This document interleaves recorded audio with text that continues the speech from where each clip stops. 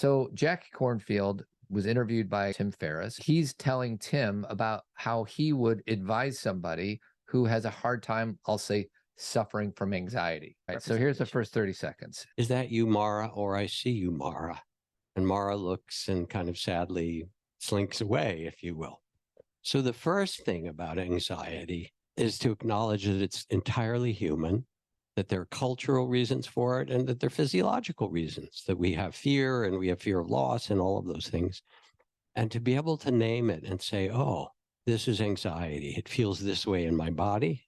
Your hands sweat, your breath stops, your heart, and it's hard to feel. It's unpleasant in the body.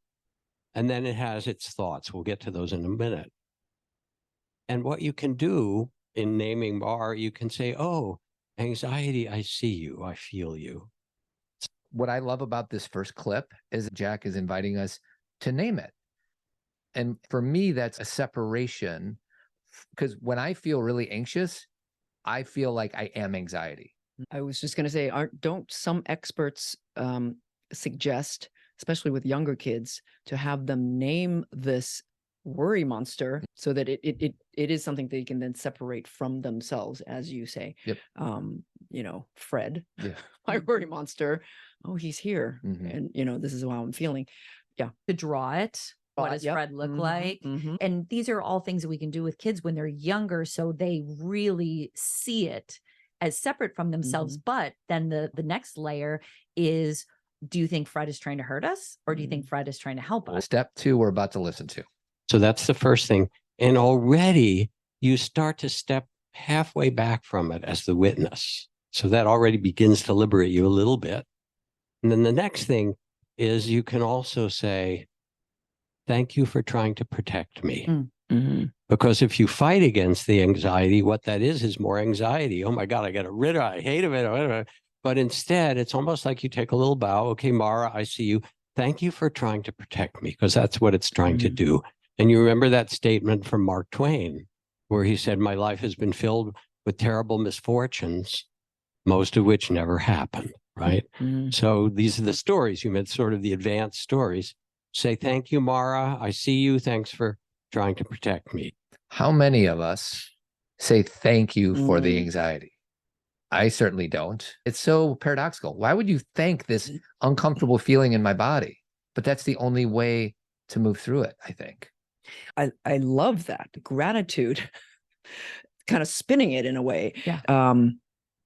That there is a role, that you're acknowledging that there is a role for that anxiety be happening to you right now. Right.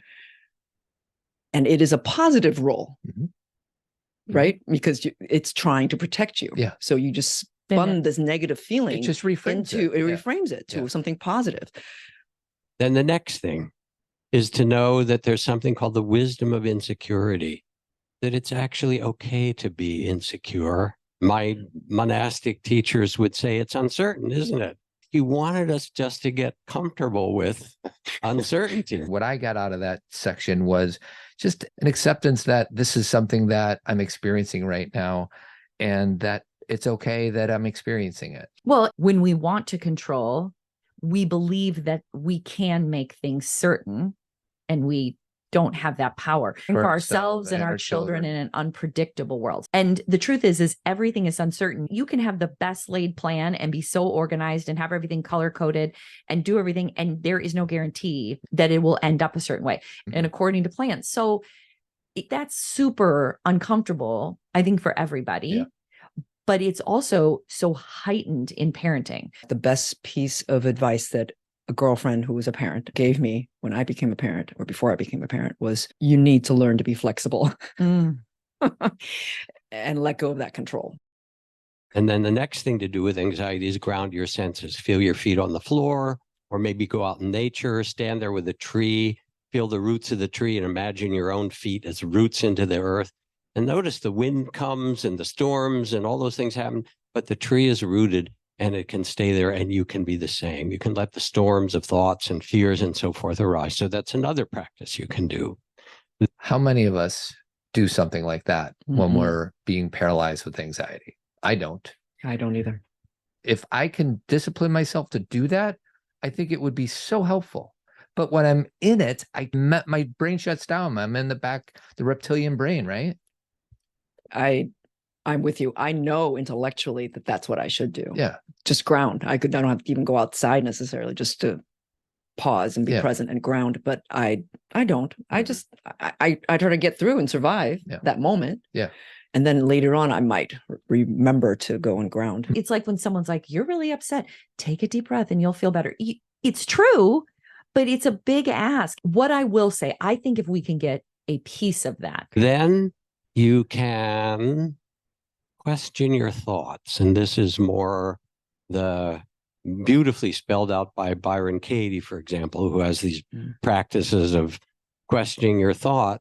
Says, what if that thought isn't true? Yeah. How can you know that thought is true? And if you look deeply, you can't know it. And you get to a place of realizing that your thoughts are tentative. They're a creation. And you say, thank you for trying to protect me. And again, you become the witness of those thoughts. Sweetie, anything? I think a big part of self-awareness is noticing when you're reeling. That really just being like, how did I get to this thought? And recognizing that the first thought you had may have been based on something real. Maybe you saw something, read something, your kid said something. It may have been based on it, but you really don't know. Yeah. And you've created a whole story. And I think the ability to say, I'm going to scrap this whole story. Final step. You ready? Ready. Then a few more very simple things that you can do. You can find where you feel the anxiety most strongly in your body.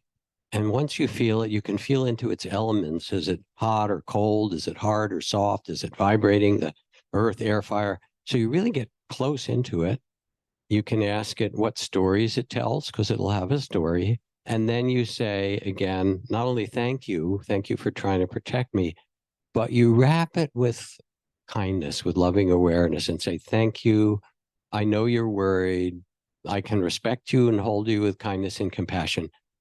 And you know that that's not who you are. This is a part, it's something, it's common for human beings. You say, I respect this, and who I am is honoring you and so much bigger than who you are. And you feel yourself literally being both the witness, the grounded one, the I know you, I see you, Mara, and you become more the Buddha rather than the one who's caught by all these things. What do you think? Yeah. Yeah. I historically, I love body work or somatic, understanding when it comes to feelings. And I used to, when the kids were really little, everything was in my sternum. I feel like a lot of these concepts come back to awareness, acceptance, curiosity, and gratitude. Absolutely. Yeah, it's great. It's a great roadmap for living. Yeah. Boom. And boom. The way I teach emotions, the model that I was taught, which is great. All these emotions, sadness, fear, anger, joy, let's say, you got to feel, you got to notice them, you got to feel them, you got to express them, but there's some wisdom on the other side of each of these emotions. And sadness, something needs to be let go of. Fear means something needs to be known that is not known. Anger is there's a boundary that's been crossed. Joy means something needs to be celebrated. But I need to go through it and then get curious about what it's here to teach me.